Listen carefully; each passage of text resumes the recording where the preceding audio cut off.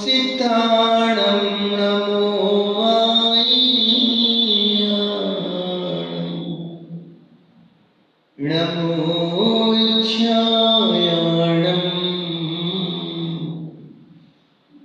नमो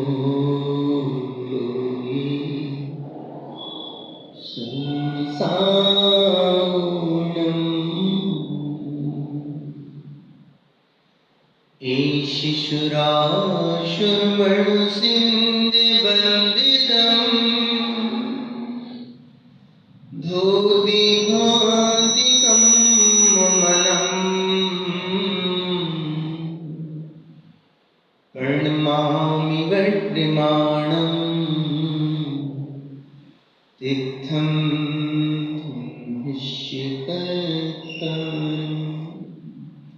तीर्थं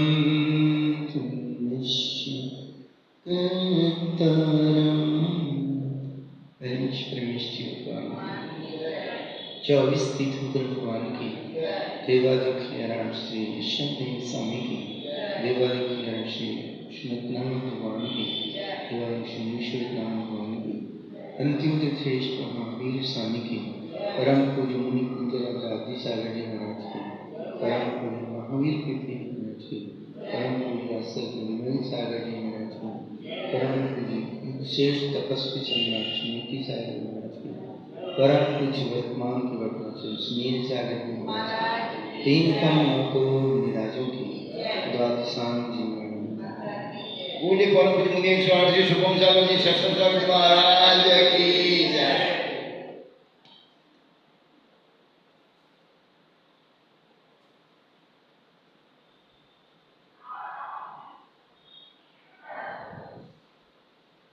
उपस्थित धर्मश्री की प्यारे प्यारे दिव्यात्माओं,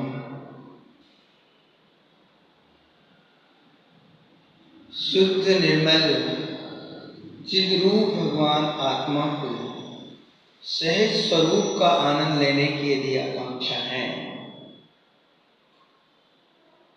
तो जड़ जगत की आकांक्षाओं से अपने आप को भिन्न कर दो। जिन जिन की ज्ञानी ये भावना है कि मैं अपने स्वरूप में लीन रहूं या अपने चिद्रूप स्वभाव सहज स्वरूप का वेदन करूं, तो जग के पदार्थों से दृष्टि मोड़ने की आवश्यकता है। निश्चित है कि जग के पदार्थों के प्रति ज्ञानी जब तक हित बुद्धि रहेगी, हित बुद्धि का मतलब उनसे हम अपने आप को सुखी महसूस करेंगे, तो ये अपने साथ छलावा है। पर पदार्थ मुझे कोई सुख देते नहीं, पर से ज्ञानी सुख आता नहीं, सुख तो मेरा मेरे में लीन होने में है। ज्ञानियों, तुम स्वयं ही उपयोग स्वरूप हो, तुम कभी अनुरूप हो नहीं सकते, उपयोग कभी अनुपयोग बन नहीं सकता, तुम कभी पुद्गल रूप हो नहीं सकते। जो जिसका जो है, जो जिसका होता है वह उसका अभिन्न रूप से रहता है, यह निश्चय है। यानी जब व्यवस्था अपने आप में व्यवस्थित ही है कि मेरा मेरे में ही है, पर का पर में ही है, तो इन पर को अपने बनाने की भावना हमारी की।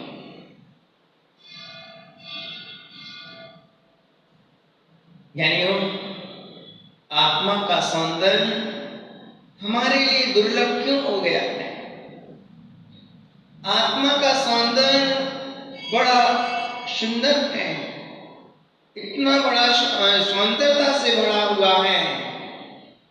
कि वहां किसी भी प्रकार का क्लेश नहीं, किसी भी प्रकार से वहां आकुलता नहीं, अभूतपूर्व सौंदर्य है।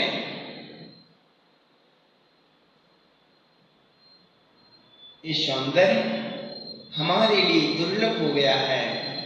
क्यों? बाह्य पदार्थों में उपयोग जाने से वह दुर्लभ हो गया। हमारा स्वरूप आनंदमय है।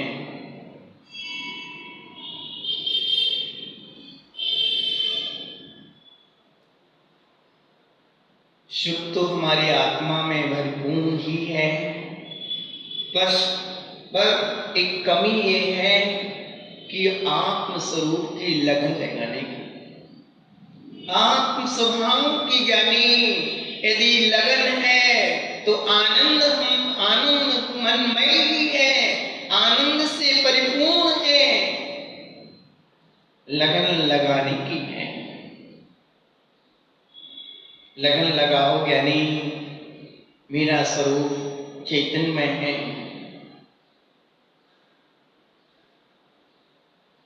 राग रंग की कथाएं दुनिया में अनेक हैं। इस जीव ने मोह के वशीभूत होकर के क्या क्या नहीं किया।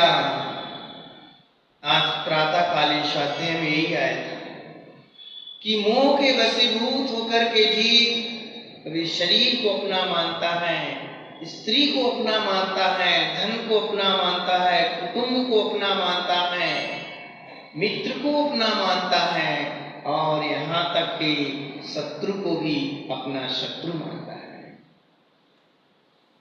ये महिमा ज्ञानी यदि ये मोह की है, ये मोह की वजह से जीव इन सब चीजों को अपना मानता रहता है। सबसे बड़ा राग का साधन इस जीव का है तो वह है शरीर। शरीर से ही सबके राग जुड़े हुए हैं। शरीर की वजह से ही ये जीव और चीजों से भी राग करता है। कुटुंब से, घर गृहस्थी से, लोगों से, धन दौलत, स्त्री पुत्र आदि इन सब से संबंध जोड़ता है। मूल है राग करने वाला, जिससे जीव करता है अति, वह है शरीर, देह। यानियों इस जीव में ऐसा मोह बसा है, इस जीव में ज्ञानी, इस जीव में ऐसा मोह बसा है कि बाह्य पदार्थों का तो बड़ा महत्व आता है। अपनी प्रशंसा नहीं करेगा, अरे भाई तू खुद ही आत्मा का वैभव का भंडार है, अनंत चतुष्टय का भंडार है, उस ओर तो क्षण मात्र भी ख्याल नहीं देगा। और मोह की वजह से पर पदार्थों का इतनी महिमा गाएगा, इतनी महिमा गाएगा कि भगवान आत्मा बाहर के पदार्थों की इतनी महिमा गाता है कि अपनी महिमा को पता ही नहीं कि मैं भी तो महिमावंत हूं। इतनी महिमा बहिरंग पदार्थों की करता है कि ये जीव बहिरंग चीजें नहीं मिलती हैं तो ये जीव इस पर्याय से विदा भी हो जाता है। वियोग वो नहीं सहन हुआ, मुझे नहीं मिली तो मरण को प्राप्त हो जाता है। ओह ज्ञानी, कभी इसकी प्रिय चीज यदि बिछोड़ को प्राप्त हो गई तो हे प्रभु मेरा सर्वस्व तुमने छीन लिया, सब कुछ मेरा नष्ट हो गया है। यानी ये वाम पदार्थों में अपनत्व की भावना का फल कि वह जीव वह पदार्थ के वियोग होने पर पागल की भांति परिभ्रमण करने लगता है। वह पदार्थों का हमारे ऊपर कितना आकर्षण है।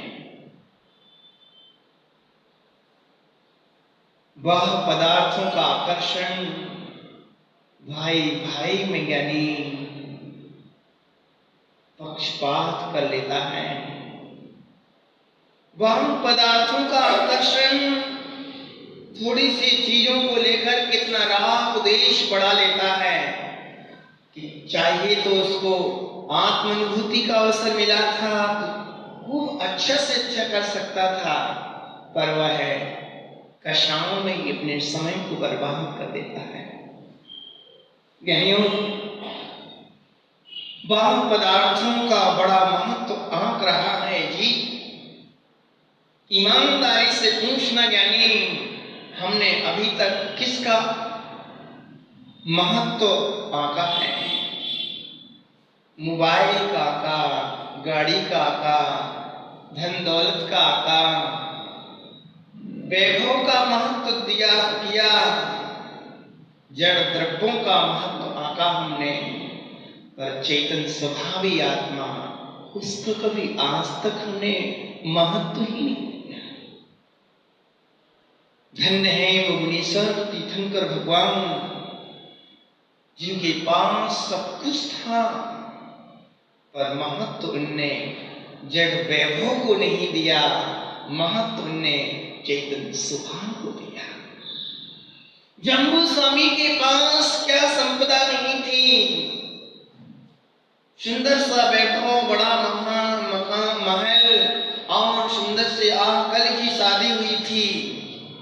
उनने पदार्थों का महत्व नहीं देखा, यानी उनको महत्व नहीं दिया।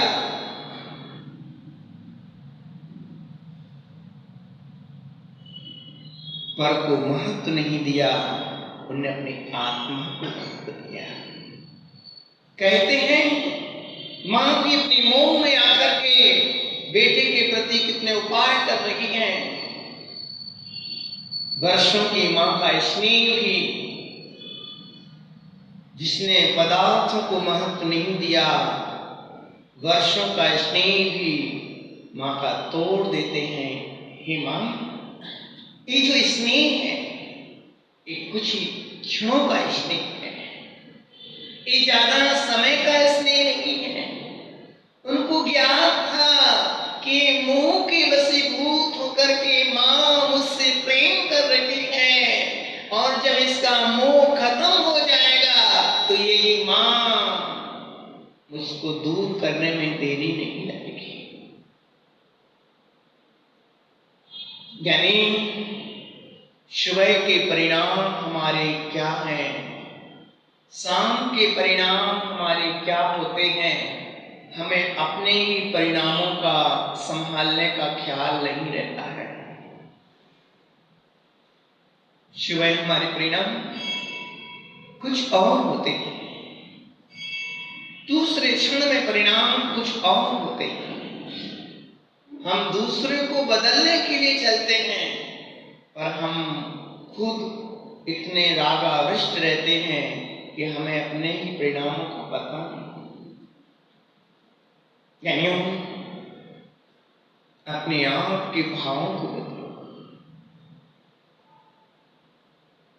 किसको बदलने चले हो, किसको बदलाव लाने चले हो? यानी अपने परिणामों को बदलो। जो हमारी दृष्टि हम बाहर की ओर लगाए हुए हैं,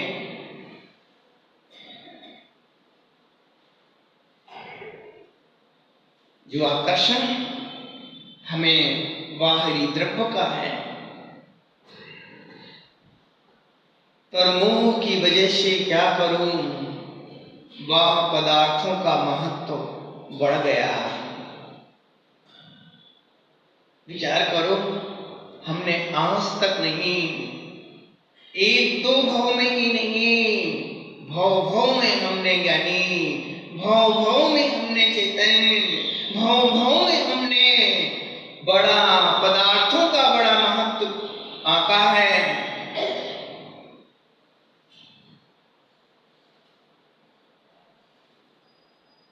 चेतन का महत्व नहीं आका।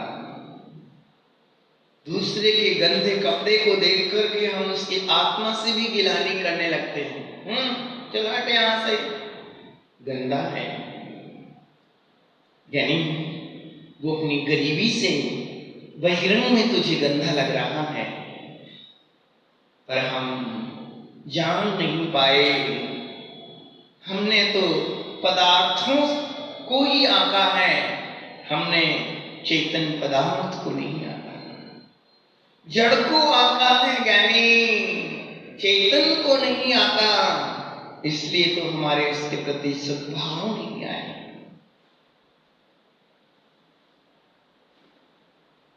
खुद का महत्व हमें समझ में नहीं आया। कितनी दुर्लभता के साथ हम आज यहाँ विराजे हैं, कितनी उपलब्धियों के बाद हमें इसकी उपलब्धि प्राप्त हुई है, कितनी दुर्लभ से दुर्लभ ये अवसर पाया है। एक चीज दुर्लभ है तो दूसरी चीज पाने के लिए और दुर्लभता चाहिए। यानी हमें उस आत्म तत्व का महत्व आंकना चाहिए कि एक पल हमें असावधानी में नहीं गंवाना है। मैं आत्मदृष्टि बनाने से, आत्मदृष्टि के फल से मैं उस सिद्धों के साम्राज्य को पा सकता हूं, तो क्यों मैं देरी कर रहा हूं? क्यों ना मैं अपने उत्साह को बढ़ा के रखूं? क्या कारण है कि जो मैं उस मुक्ति स्वरूप की प्राप्ति के लिए मैं इतना उत्साहहीन हो गया हूं? यानी ये भव में इस जीव ने इतने क्लेशों को पाया है, पर पदार्थों को महिमा से, पर पदार्थों की ओर दृष्टि डालने से इतने क्लेशों को प्राप्त हुआ है कि उन क्लेशों को ही अपना मान के बैठ गए। इन पदार्थों का महत्व, जड़ का महत्व हमने खूब आंका।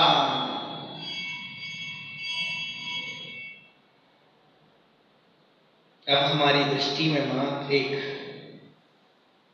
मुक्ति स्वरूपा, एक निर्वाण चेतन स्वभावी भगवान आत्मा ही मात्र हो कि मैं चेतन स्वरूप हूं। परभाव से मेरा भिन्न स्वरूप है। परभाव मेरे में रंच मात्र भी उनके लिए स्थान नहीं है। परभाव मेरी निज रूप नहीं है। कासाय भाव मेरी निज संपदा नहीं है। इंद्री का भोग मेरा कोई लगता नहीं, ये मेरे साथ धोखा ही देते हैं। आपने उस परमात्मा स्वरूप को स्मरण में रखें कि मैं आत्म स्वरूप हूं। मेरी आत्मा चैतन्य है और जो पदार्थ दिखाई दे रहे हैं वो मेरे से भिन्न स्वभाव वाले जड़ हैं। महाराज, आप भी बार बार प्रतिदिन एक ही बात को दोहराते हो कि मैं चैतन्य हूं, बाहर के पदार्थ जड़ हैं। यानी मैं एक चैतन्य स्वरूप आत्म तत्व हूं। ये प्रतीति हमें जब बन जाएगी, ऐसी श्रद्धा हमारे में आ जाएगी, श्रद्धा का भाव हमारा हो जाएगा, तो ज्ञानी पर की ओर दृष्टि डालना बंद हो जाएगी और आनंद के स्रोत फूटने लगेंगे।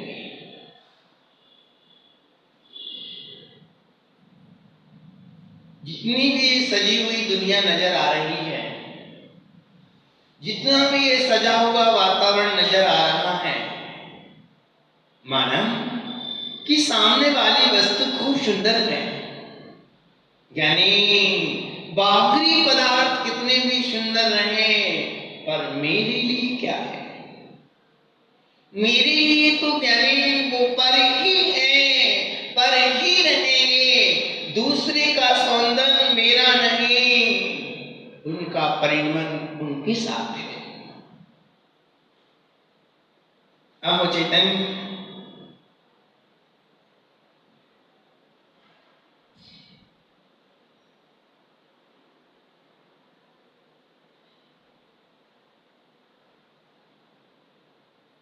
आत्मा के पवित्र अद्वैत सहजानंद बाहर पदार्थों को विषय बनाकर तब से अजीब की सत्ता है, तब से ही राग मोही जीव बनता चला रहा है। आत्मा की सत्ता त्रैकालिक है, कुछ दिनों से नहीं, बहुत काल से है। आश्चर्य तो इस बात पर है ज्ञानी कि अनंत अनंत तीर्थंकर हो गए, आदिनाथ हो गए, महावीर स्वामी हो गए, और भी अनंत अनंत महापुरुष हो गए। हम भी उनके काल में भी रहे होंगे, पर आज तक हमने कल्याण का पथ प्रशस्त नहीं कर पाए। महिमा है यानी पदार्थों का महत्व आका है, बहु पदार्थों का महत्व आका है। इसलिए खुशी खुशी से हम अन्य पर्यायों में जन्म लेते रहे।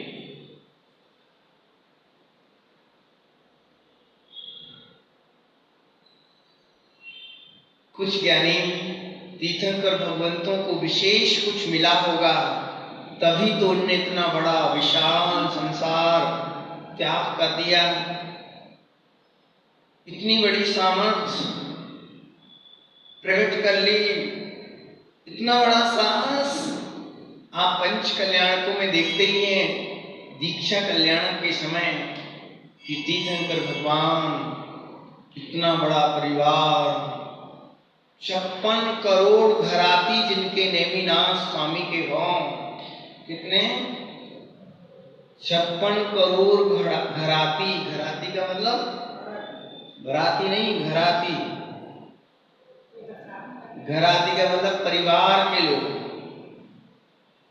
घराती और अलग थे। इतना बड़ा परिवार घराती छोड़ दिया, यानी उनने वह पदार्थों को महत्व नहीं दिया। ऐसा नहीं कि बाहर पदार्थों को गाली देने लग गए हों, कि बुरा कहने लग गए हों, वो उनके स्वभाव में ही नहीं था। गाली क्यों दूं? पदार्थ तो जैसे हैं वैसे ही उनको वैसा जाना, बस उसका महत्व यही कहलाता है कि हमने बाहर पदार्थ को महत्व नहीं दिया। जड़ को जड़ देखा, चेतन को चेतन देखा, यही महत्व है कि उन्होंने फिर अपने आत्मा को दिया, बाहर को नहीं दिया। महत्व का मतलब है नहीं कि महाराज तुम तो बहुत सेल्फिश हो गए हो, स्वार्थी। भी जो मेरा है, जिस पर मेरा बस चलता है, जिस पर मेरा शासन है, जो मेरे साथ रहने वाला है, जो ध्रुव त्रैकालिक है, उसकी दृष्टि क्यों न बना। यानी शमय सार जी ग्रंथ में कुंद कुंद देव कहते हैं कि संसार के पद जब तक तुम्हें अपद नहीं लगेंगे, तब तक तुम निज की ओर आ ही नहीं सकते। अपद लगना चाहिए, यानी ये संसार की माया, ये संसार का समागम, ये लोग, ये संसार की सुविधाएं, ये भाई अपद हैं।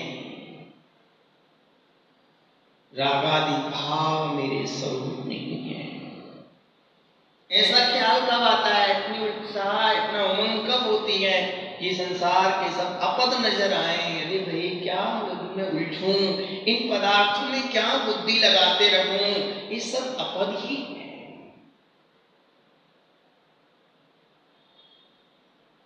बहिरंग की जो चीजें हैं, ये जो राग रंग है, कसांग, ये सब अपद नजर आना चाहिए।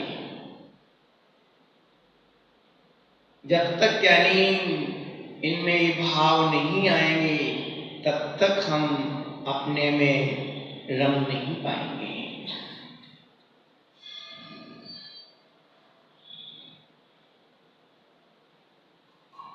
स्वरूप की चिंतना हमें करनी होगी। नेमिनाथ स्वामी ने ज्ञानी इतना बड़ा परिवार त्याग कर दिया। उनने जो पर का था अब पर समझ लिया, कि पर है। मैं व्यर्थ में पर की ओर इतना आकर्षित बना रहता हूँ, पर की ओर इतना लीन था, अब पर का कोई उपयोग में स्थान ही नहीं। पर ही है, निज निज ही है।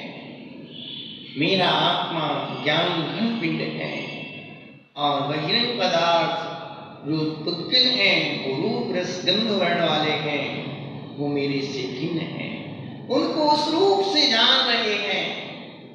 यानी इस आत्म दृष्टि बनाने में कोई बड़े उठक पटक नहीं करना पड़ती है, सिर्फ मां एक निर्णय की स्थिति में पहुंचना होता है।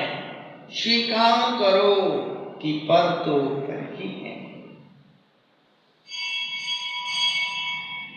मुंह की क्या बलिहारी है कि जीव कुटुंब परिवार रिश्तेदार धन दौलत स्त्री इनको अपना कहता रहता है। यानी तुम कब तक अपना अपना कहते रहोगे? व्यवहार से चलो कह भी लो, पर एक अंतरंग में एक प्रतीति ऐसी बनी रहना चाहिए द्रव्य दृष्टि से कि मैं अपने में ही परिपूर्ण हूं, बाहर में मेरा कुछ भी नहीं है। व्यवहार कहता है कुछ समय के लिए तुम्हारे हैं, व्यवहार से माने गए हैं, पर वास्तव में निश्चय से मेरे कुछ भी लोग यानी संयोग नहीं है।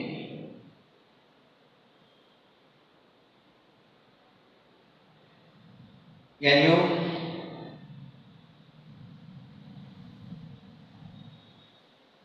जब से जीव की सत्ता है इसका कोई प्रारंभ नहीं, तब से मोही बनता चला रहा है। अरे भाई थोड़ा तो विश्राम लो, थोड़ी देर के लिए लो, बहुत होगी भागम भाग, बहुत होगी दौड़ धूप, बहुत हो गया यहाँ वहां भटकना, अब तो थोड़ा विश्राम ले लो। क्या बहुत हो गया, मैं अब वस्तु स्वरूप की ओर दृष्टि डालूंगा, अब मेरा जो है अपने जानन स्वभाव पर दृष्टि दूंगा। जिन जिन से ज्ञानी तुमने संबंध जोड़े थे अतीत में, वो ना जाने अब किस पर्यायों में पड़े होंगे और हम उसके फलों को पा रहे हैं। पर्याय बुद्धि के राह के फल को हम और मलिन पर्याय मिलती रही, उनमें फिर वही नए नए राग द्वेष बना रहे हैं।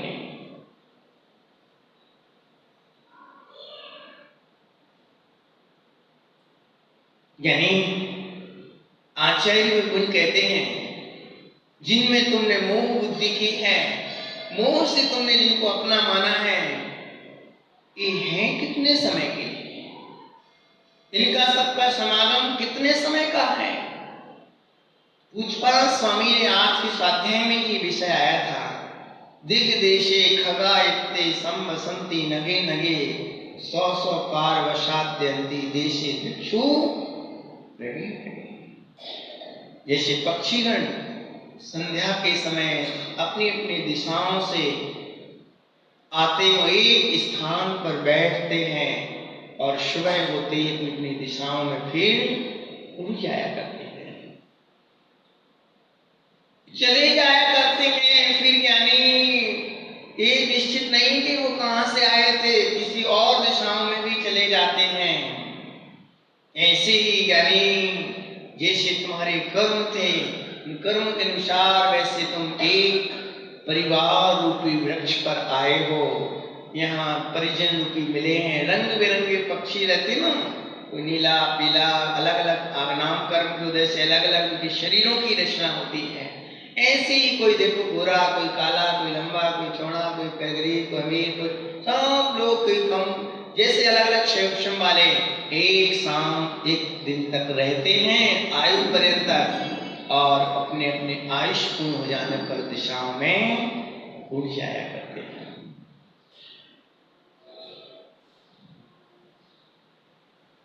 कौन किस गति से आया, कहां चला जाएगा, पता नहीं। चैतन्य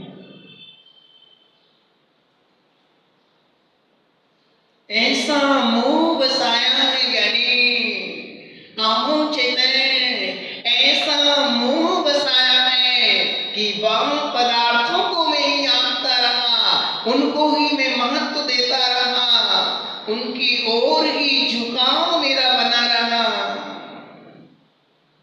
पर खुद को समझना था, उसको जान ही नहीं पाए।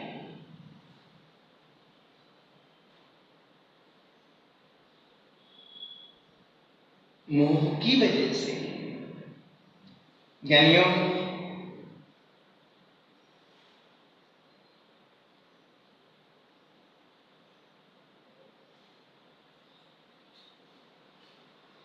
संसार के पदार्थ कितनी देर तक के समागम हैं। किसी ने कहा, राजा ने वरदान दे दिया कि जाओ तुम जो चाहोगे मिल जाएगा। उसने वरदान, व्यक्ति ने वरदान तो कहा कि मैं कल मांगूंगा, आज नहीं मांगता हूँ। तो घर गया, सोचता है क्या करूं, क्या मांगूं, पत्नी के लिए आभूषण मांगूं कि दुकान मांगूं कि मकान मांगूं कि महल मांगूं, जमीन मांगूं। दिन भर रात भर इतना परेशान हो गया, नींद नहीं आई। क्या रात भर परेशान हो गया। राजा ने सोचा रात को कि अरे संसार क्षणिक है, अब इसको दे दिया जाए। तो सामने वाले से बोले, भाई मांगो। बोले, राजन बिना कुछ इतना दुख होगा, जब राज मिल जाएगा तो फिर कितना दुख होगा। यानी मुझे बाहर का कुछ चाहिए भी नहीं है, मेरे में कोई स्थान भी नहीं है रखने लायक। बताओ भाई, आप बाहर की चीज अपने पास कितने समय रख सकते हो? जगह कर लो, एक हाथ प्रदेश को थोड़ी सरका दो, यहाँ वहां कर लो, इसका चलो यहाँ रख लेंगे धन। यानी एक भी परमाणु मात्र को अपने आत्म प्रदेश पर में मिला नहीं सकते हो। कोई गुंजाइश ही नहीं है रखने की, आत्मा के प्रदेशों में मिलाने की, यानी बाहरी पदार्थों की कोई गुंजाइश ही नहीं है। आप लोग करते हो ना, आज बहुत सारी चीजें मिल गई, चलो ऐसा करो, ये तो रख लो, ये निकाल लो, ये काम की है रख लो, पर बाहर के कोई भी परमाणु मात्र भी तुम अपने आत्मा के प्रदेशों में मिला नहीं पाओगे। क्यों? यानी ये व्यवस्था ही ऐसी है कि एक परमाणु दूसरे परमाणु रूप नहीं होगा। अपने आत्मा के प्रदेशों में यानी दूसरे द्रव्य का एक भी प्रदेश मेरे में प्रवेश नहीं करेगा। हाँ, आप भी जरूर कर सकते हो, पर को अपना बनाने का मोह करके दुर्गति को पा सकते हो, पर परमाणु मात्र को अपना बना ही नहीं सकते हो। अरे भाई, मेरे घर में बहुत जगह है, तुम तो रख जाओ मेरे साथ, अभी और संग्रह कर लो, अभी घर में बहुत जगह है, गोदाम पूरा खाली पड़ा हुआ है, माल इकट्ठा कर लो। यानी बाहर में तुम कितना इकट्ठा कर लो, पर निज आत्म रूप बाहर का द्रव्य हो सकेगा ही नहीं। यानी इस दृष्टि को बनाओ कि मैं अपने आप पे परिपूर्ण हूं। दृष्टि बनाती ही हमें अहंकार आए ऐसा नहीं। जब मैं अपने आप को मान लिया कि मैं परिपूर्ण चैतन्यमय हूं, तो ज्ञानी उसमें अहंकार नहीं आता है। किसी के प्रति दुष्टता और हीन भावना भी नहीं आती। ऐसी दृष्टि बनाए कि मैं आत्म तत्व हूं। आत्म तत्व बहुत दुर्लभ हो गया है। एक ही काम मुझे करने लायक है, एक ही काम मेरा बाकी है, बाकी और सारे काम तो अनंत अनंत हो में अनंत अनंत बार किए हैं, एक काम आज तक नहीं किया। आत्म सौंदर्य को हमने प्राप्त नहीं किया। वैसे वो प्राप्त ही है। अरे भाई, आत्मा की जो चैतन्यता है वो कहीं बाहर से लाना थोड़ी है। सिर्फ जो दृष्टि बाहर की ओर हमारी जा रही है, बाहरी पदार्थों का जो हम महत्व कर आंक रहे हैं, उसी महत्व को ही अलग करना है, आंकना बंद करना है भेद विज्ञान के बल से कि मैं उपयोगमयी हूं और ये जड़ है। मेरे और दूसरी आत्मा में, दूसरे पदार्थों में अत्यंत अभाव संबंध है, ये मेरी से भिन्न है। इसमें कोई आकुलता थोड़ी होगी। अरे भाई, इतने दिनों से तो साथ में रहे, सेवा करें और आज इतना ऐसा कर लो, दुखी हो जाएंगे, चेहरा लटक जाएगा। अरे अब लटकने की कोई जरूरत है? और आनंद में जीवन होता है। महाराज, आप तो ऐसा करके जा रहे हो, सबके सब फिर घर छोड़ छाड़ के कहाँ रहेंगे? फिर अपनी अपनी परिवार के सदस्यों को कहाँ छोड़ के जाएंगे? इतना राग करता हूँ, सुबह शाम ध्यान रखता हूँ, गाड़ी घोड़ा मकान दुकान का, ये सब कह दोगे फिर कहाँ जाएंगे? यानी इतना आनंद है अपने में रहने में, वो आनंद तो सिद्ध ही बता पाएंगे। यानी अनंत भगवान ही बताएंगे कि वो सहज स्वभाव में कितना आनंद है।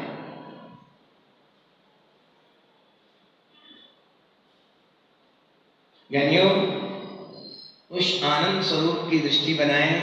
यहाँ के समागमों में बिल्कुल उलझने की जरूरत नहीं है। आपने देखा होगा, जो बड़े लोग होते हैं, जो अपने काम से काम रखते हैं, दुनिया में कुछ क्या हो रहा है मुझे लेना देना, अपने में बस लीन रहते हैं। ऐसे ही निर्गंत मुनिराज यानी मोक्षपुरी के राही हैं, वो यहाँ संसार में कोई लेना देना, उनको यहाँ से भी कुछ महत्व समझ में आया है कि मुक्ति स्वरूप मुझे पाना है। बस उसकी ही मात्र लगन होती है, यहाँ के कोई साधनों से कोई लगन नहीं।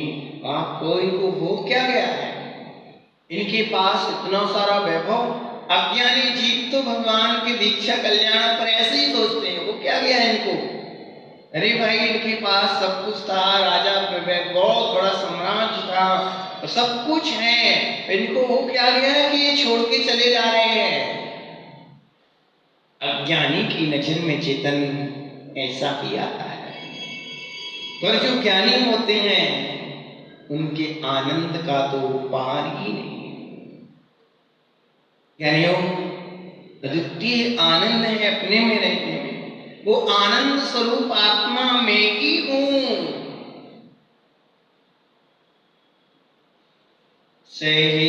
सहजानंद स्वरूपो हम, मैं सहज आनंद स्वरूप। ज्ञानानंद स्वरूपो हम, मैं ज्ञान स्वरूप हूं। बाह्य पदार्थ मेरी निज रूप नहीं सकते, जिसकी वजह से मैं इन बाह्य पदार्थों के आकर्षण की ओर जा रहा हूं, वो मोह भी मेरा नहीं है। जिस मोह की वजह से तुम बाहरी पदार्थों में आकर्षित हो रहे हो, वो मोह भी मेरा कुछ भी नहीं लगता है। ये रागादि भाव भी मेरे कुछ भी नहीं लगते। रागादि भाव चेतन मेरे हैं ही नहीं। जब रागादि भाव भी मेरे नहीं, तो जिन पदार्थों से राग हो रहा है, वो पदार्थ मेरे कैसे हो पाएंगे?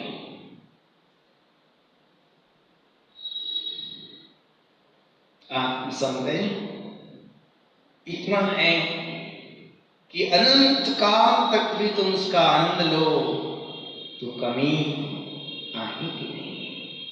अपूर्व आनंद ज्ञानी उस आत्म सौंदर्य में है।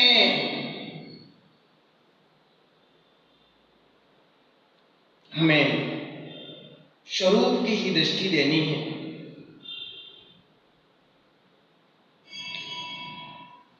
ज्ञानियों,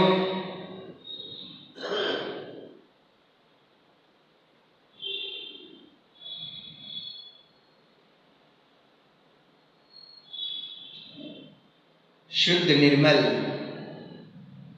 चिद रूप भगवान आत्मा के सहज स्वरूप का आनंद पाने के लिए हम उत्साहित हैं कि मुझे उस शुद्ध स्वरूप का आनंद हो।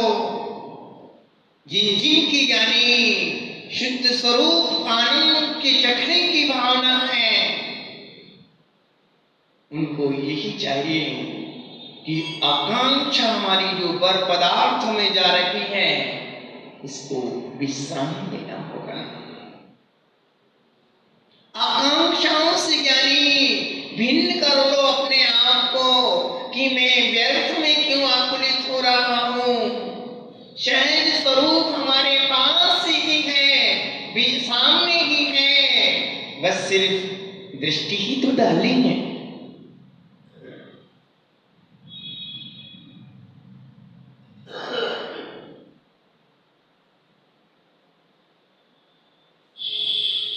यानी विशुद्धि हमारी निरंतर वर्धमान हो, अशुद्धि हमारी ही मांग हो, यानी अशुद्धि के परिणाम नीचे की ओर नष्ट होते जाएं।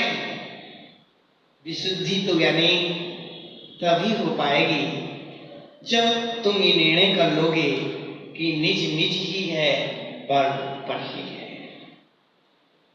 आप चाहो कि मैं पर को अपना बनाता रहूं और विशुद्धि को प्राप्त हो जाऊं, यानी ये संभव नहीं। आपको पर ही मानना होगा। ये भेद जानना होगा कि मोह की वजह से ये जीव पर को निज कह रहा है। ये पर कभी निज हुए ही नहीं है। अभी देख लो, पर को अपना बनाने में कितना क्लेश हो जाता है। आपने जिस घर को अपना बनाया है, उसमें 2-4 भाई रहते हैं। अब बंटवारे का टेंशन हो गया। इस भाई को ज्यादा पैसा मिल रहा है, मुझे कम मिला है, इनके बच्चे ज्यादा हैं, हमारे बच्चे 2 ही हैं। अब आपस में मन मुटाव होने लगा। पैसा ये ज्यादा हो रहा है इनके लिए। अब कसाय पैदा होने लगी। भले ही हम कहने का साहस नहीं जुटा पा रहे हैं, पर मन में आ रहा है कब अकेले दूर हो जाएं, कब इनसे दूर हो। कभी आपस के राग रंग बढ़ ही रहे हैं, क्लेश बढ़ रहा है, संक्लेशताएं बढ़ रही हैं, दूसरे का यह समय सहन नहीं हो पा रहा है। पर को अपना बनाने में है। यानी जब हमने नीच को नीच मानने का निर्णय कर लिया कि मेरा तो मेरा ही है, पर है। अब पर के आने पर जाने पर कोई क्लेश नहीं, कोई संक्लेशता नहीं, कोई आकुलता नहीं। यानी राग का भाव भी तो संक्लेशता है।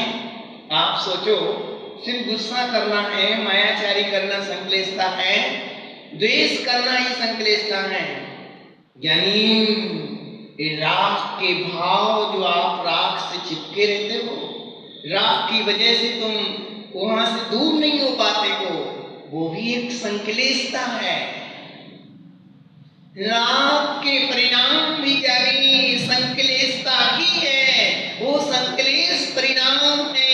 और जब तक संक्लेशता रहेगी चेतन, तब तक सहज स्वरूप का आनंद हम ले नहीं पाएंगे।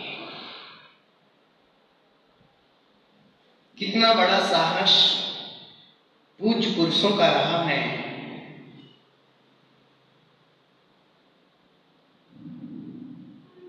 वो सहज आनंद स्वरूप उन्हीं ने पाया है।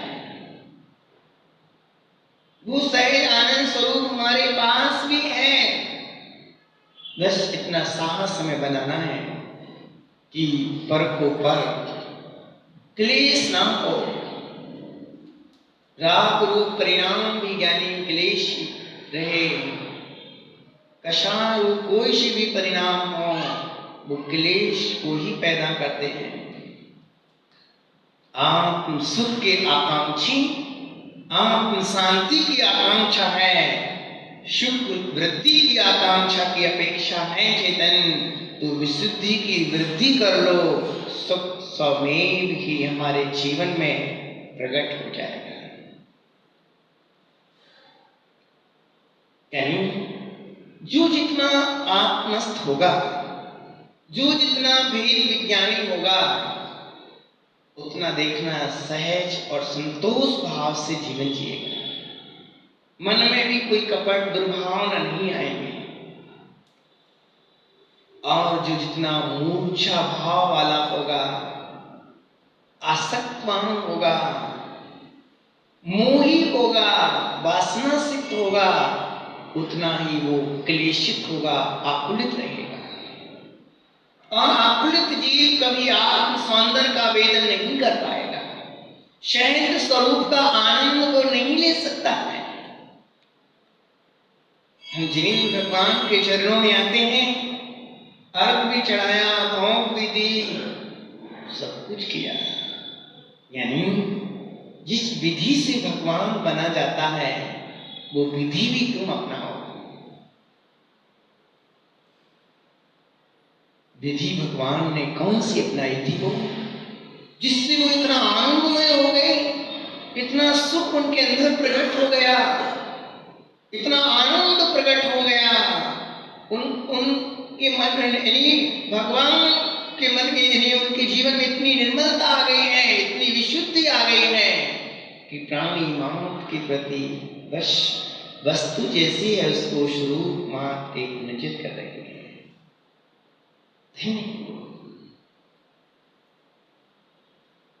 भगवान के दर्शन करके हम भी इस भगवत्ता को स्पर्श करते हैं। आपने वो कौन सा चिंतन अपनाया था, वेद विज्ञान के बल से आपने इस सौंदर्यता को पाया, वो हम भी पाते हैं। यानी हमें महत्व वाह पदार्थों को नहीं, महत्व हमें अपने जानंद स्वरूप को देना है।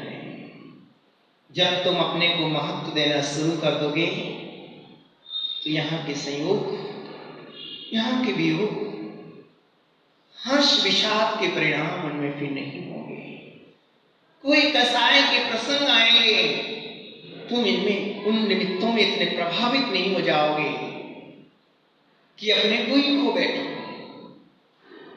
कोई चीज को देख करके फिर तुम्हें गिलानी नहीं आएगी। ईर्षा, द्वेष, घमंड, विकृति, इच्छा और कपट, विकार, सहज भाव का आनंद होगा।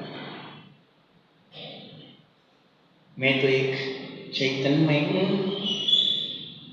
ऐसी प्रतीति मुझे एक दो दिन के लिए नहीं, अनंत काल तक ही ये प्रतीति मेरी बनी रहे।